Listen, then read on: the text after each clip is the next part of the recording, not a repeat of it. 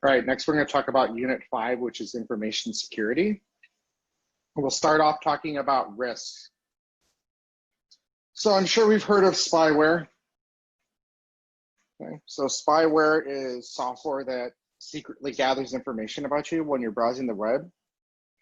And so a lot of times this is accidentally installed when you maybe install a piece of software, maybe you are browsing the web on certain websites, it gets installed for you, you see a pop-up, you just click OK because you really want to go check out whatever it is you're trying to check out. Yeah. Another similar type of software is adware. And this is where it collects information and uses that information to display advertisements in your browser. So you can use ad blocking software to block these types of ads. Phishing and related attacks. Okay. This is where someone sends a fraudulent email that looks like it comes from, say, your bank or maybe UCR, and they direct you to a website that looks very similar to the real thing to try to capture your personal information. So my recommendation is if you get an email telling you to go to a website saying it's Bank of America, whatever, go to Bank of America's website directly, go type it into your browser. That's my recommendation to avoid that type of problem. Okay.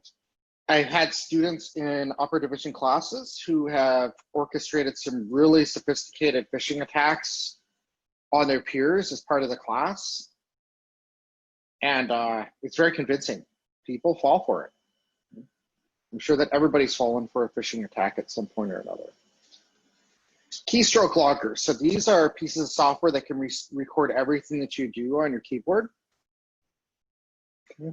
So employees can use them, or sorry, employers can use them. And that's totally legal. But they can also be used for malicious purposes. Okay. There's obviously the case of using it for a hacker to get your credit card information or whatever. But there are even paranoid people who use it on their spouses or their significant others. Okay, so beware of this. Keystroke loggers are another area of security. Okay, sniffing and spoofing. Let's talk about sniffing first. Sniffing is where I put a piece of hardware or software on my network or on a network, and I capture and record all of the network traffic that occurs. And so normally in this class, when we're in the actual lecture hall, I'll pull this up on the screen and show you. I'm not able to do that today, obviously. Okay. But if I use packet sniffing software, and the one that I use on my computer for demonstrations, any of you can go download it if you're interested in doing this. It's called Wireshark, okay? Wireshark. And this allows you to capture network traffic. This shows you, when you look at it, you can see what people are doing. If they're not using encrypted connections, you can see the data. So as an example, if I go to an unsecure website and I type in information to a form and hit submit, that sniffer can see all of the things that I submitted into that form. Okay. That's why it's important to look for the padlock and the HTTPS on the end, okay, in your web browser. That shows you it's a secure site. Okay. Now, spoofing is when I pretend to be a legitimate user, okay, to try to get information. Computer crimes. So computer crimes, we have different types. So we have computer fraud, which is using a computer on an unauthorized basis for gain. Okay. We have denial of service and distributed denial of service. Related, but a little bit different. So denial of service is when I am attacking a system and I am inundating it with a ton of requests. Okay. So it's overloaded and can't handle legitimate users. I'm denying a legitimate user access to the system. Okay. That's when a single person or a single entity is coming from one location. Okay. So it might be a bunch of people, but they're all coming from one location. Maybe a competitor or something. A distributed denial of service attack is coordinated from multiple locations. So a denial of service attack, you can actually lock down by blocking access from a specific IP address. That's pretty easy to do. But in a distributed denial of service attack, the attack's coming from hundreds, thousands, millions of different IP addresses. You can't close off those attacks, right? You actually have to have a third party help manage the mitigation of DDoS, or distributed denial of service attacks. Okay. So, I can give you an example of each of these. So denial of service, okay, this happened in the winter quarter. A couple of students were angry about iLearn and decided to bombard my email, okay, and the TA's email. They were doing a denial of service attack because they were angry about iLearn being down. Okay. Never mind the fact that they all procrastinated until the last minute to turn things in. Don't recommend doing that, by the way. Okay? iLearn still has issues. Distributed denial of service attack is, here's an example. I worked for a company and we did election software back in 2012. Okay? They didn't do presidential stuff generally. What they did was they did software that allowed people to go fill out their ballot on their computer, hit print, and print it from their computer, and then take it over to the polling station where they dropped it in the ballot box. Okay. What happened was someone knew that that state was doing that on a computer, and they then try to do a distributed denial of service attack against our system and trying to affect, obviously, the election. But the state in question had anticipated this type of thing. And so the instructions to voters were, if you cannot get in to actually print your own ballot, we have ballots for you at the location. You'll just have to mark with a pencil. Okay. So that's their mitigation of that. What we did to mitigate it on our end is we paid for a very expensive third party to manage our domain name service, which we'll talk about in a few weeks at the phone book for the internet, so that we could move our website to a completely different IP address, which did not give them time to attack it, because now we can, okay, they're attacking us. Let's move to a completely different address. And it's like we changed our address without giving a forwarding address, okay, for them. But any of our customers could actually still use it because they were aware of it. Hopefully that makes sense. Identity theft. I think that most people have been a victim of this, okay? Your social security number or other identifying information has been stolen by someone. Okay? Software piracy, this is when we take software that we didn't pay for, so we go and download off the internet, or we go and copy it for someone else. That's piracy, it's a crime. You could go to jail. You could also sue for money. Okay? Child pornography, that's a crime. So if you distribute it, that's computer crime, you'll go to jail. Email spamming, this is another potential crime. Spreading viruses, worms, and Trojan horses. There have been incidents of students back in the 80s and 90s, students at like Cornell and some other of the top CS schools in the country were spreading viruses and worms and things like that. And then they go to jail. They are not allowed to use computers after that. And that's a problem these days. Altering records. So I like to call this the Ferris Bueller crime, okay? If anybody knows what I'm talking about. But you go and you try to alter your grades. That's a computer crime. And then lastly, virus hoaxes. Okay? So if you spread information and willfully to make people think that what you're saying is true, that could be a computer crime as well. All right. Let's talk about basic safeguards, or the CIA triad. Okay? We're not talking about the CIA agency. Okay? We're talking about the CIA triad, which is confidentiality, which means the system should not allow disclosing information to unauthorized people.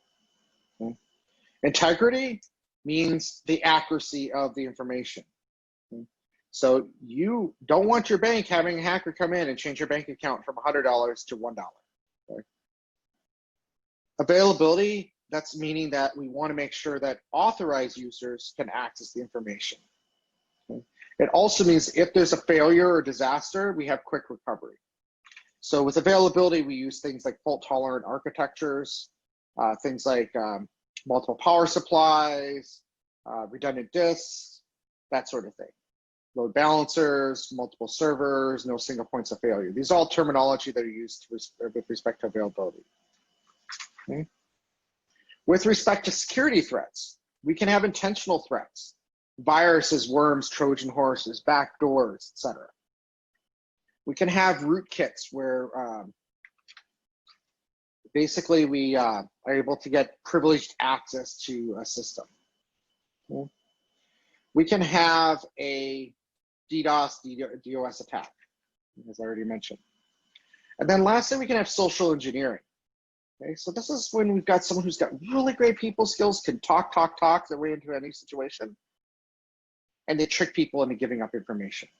And a great example of this happened at a company that I used to work for. Okay? The CEO used to post on Facebook whenever they were going somewhere. Okay?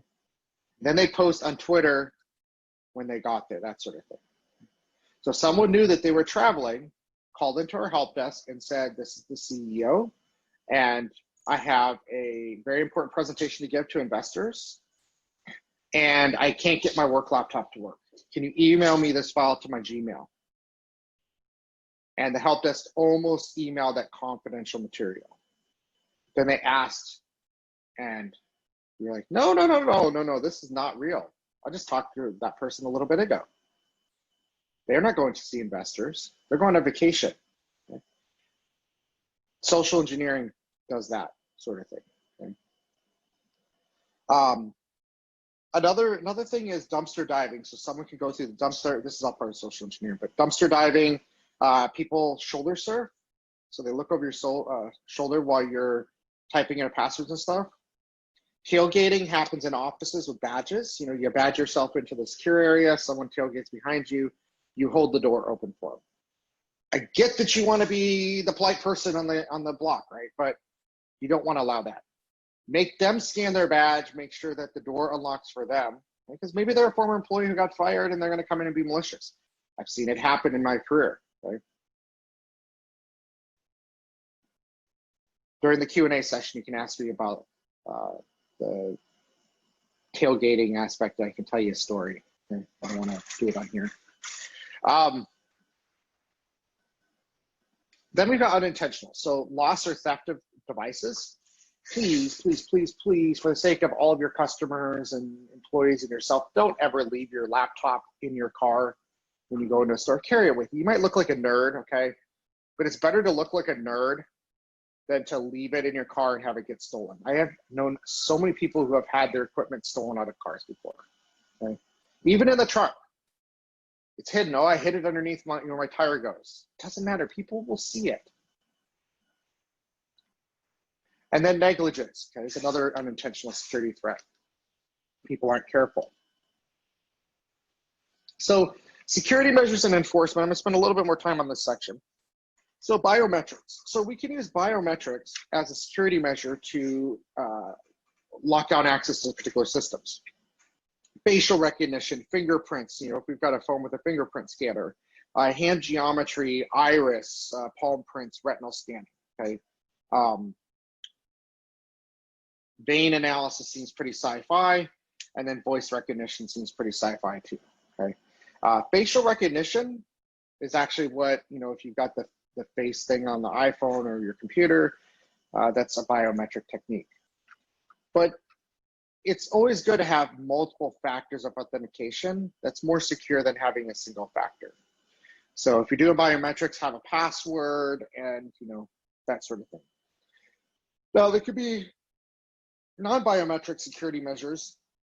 We don't use callback modems anymore. So I just question why the book mentions modem at all. No one uses modems anymore. It just doesn't happen anymore. But we do use firewalls. And we can have firewalls on our computer. We can have firewalls that are physical devices. Okay? So when we do the Q&A, Ask Me Anything tomorrow, I will show you an example of a firewall. Okay? We have intrusion detection and protection systems. And so I'll show you an example of that. It's the same, for me, it's the same device. I've got a Ubiquiti Dream Machine Pro, which has a firewall, router, intrusion detection, intrusion protection system, a bunch of other things in it, okay? But this allows you to protect your devices from intrusions. Okay? In particular, mine actually restricts by geography because I was having such a problem with my home network people trying to hack me from other countries. So I block the top 50 or so countries for hackers. They can't even get to my systems. Physical security, so we can lock down our physical security. So in a corporate environment, if we had a data center or something, we might have armed guards, missile launchers, you know, fences, 15 doors, man traps, that sort of thing. Okay? You say man trap, what are you talking about? A man trap is a form of physical security where we have a room with multiple doors, usually at least two, but it could be more than that.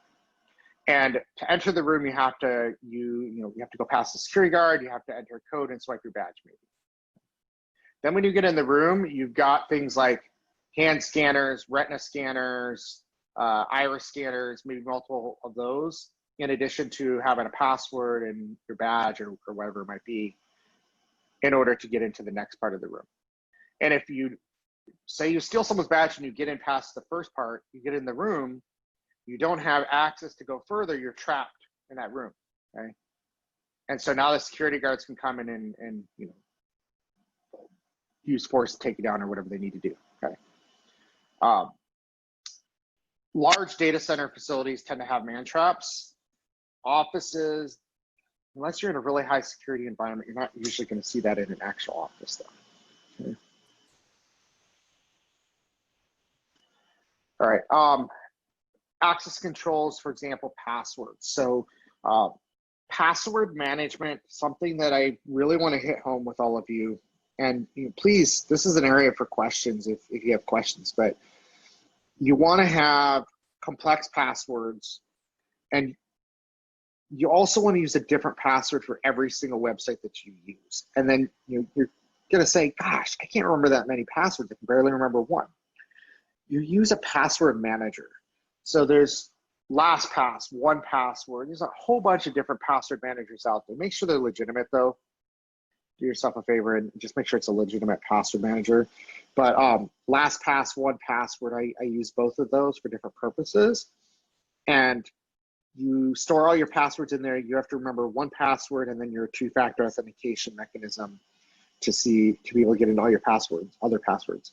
But it auto-populates on websites. You don't have to type in your passwords on any websites. And then if a password gets hacked on a website, they know about it, and they will actually automatically change it for you. You can also set up websites that change passwords automatically every 10 days, 30 days, whatever it might be. Okay. But if you are going to use passwords and you're not going to use Password Manager, which would also generate the passwords for you too, then use complex passwords. So the best passwords are the longest passwords. So if you do like a sentence and you pepper some special characters and numbers in there as well, upper and lowercase, that's ideal. Okay? The longer, the better. The next area is VPNs. So these are being phased out. So we don't use them for the most part anymore in business. Some companies still have them. UCR has them. Okay. But these are being phased out in terms of using the cloud and doing zero trust networks, meaning we don't trust the network at all. We have zero trust over the network itself. So we assume that it's unsecure and we take other precautions rather than assuming that the network's secure. So the whole principle behind a VPN is I'm going to connect you to a remote office location, for instance, and we're going to assume it's secure, but we can't assume that anymore. Okay? Another measure of security is encryption. So we can encrypt email, as I mentioned earlier, but we can encrypt passwords. We encrypt data. We can do encryption at rest, where it's on disk, encryption in memory, encryption in transit while it's going over the network. There's many ways of doing encryption. And then one other thing that I should mention here is for all of you, you should have things like antivirus, anti-malware, firewalls, etc. I also highly recommend encryption on your computer. And so if you have a Mac, if you go into your network security settings under preferences, you'll see File Vault. You can turn it on, runs in the background, it encrypts your entire disk. And here's why. Microsoft has something similar. I think it's called BitLocker or something like that. And then there's third-party software that you can purchase. Okay? If you turn it on, it encrypts your disk. So only you with the password can get in. Now, if you don't encrypt your disk, here's what can happen. Windows, Mac, doesn't matter. Neither one's immune to this. If I have physical access to your machine somehow, now Windows will take me a little bit longer because I haven't done it in a long time. But Mac, in less than a couple of minutes, I can go in and I can boot the computer to a special user mode called single user mode, where it's no longer on the network. Again, I have to have physical access for this. It will boot up and it will not require me to enter a password. Right? It will not open up the Mac GUI, so you're not going to see the graphical interface. You're going to see a command line interface. So those of you who are doing the command line interface homework assignments, then you'll see what I'm talking about. That's what it'll look like. But there's no password. So then I can go in and I can say change password of Johnny. And I can change Johnny's password. If the disk is unencrypted, when I reboot that computer, I can log in with whatever password I set and see all the data that's on the disk. Right? However, if I've enabled File Vault, I can still change his password. I can still log in as Johnny, but guess what? When I try to access any of the data, it's not visible to me. It's going to ask me for my File Vault password, which is different. It's whatever I set it to. Okay? Now, even though I can reset his password and get into his machine, I have zero access to the data. It was useless for me to do that. Okay? So beware of that. Okay? If someone has physical access to your machine, then they can actually go in and change your password and then access your data. But if you turn on File Vault, you don't have to worry about that. All right?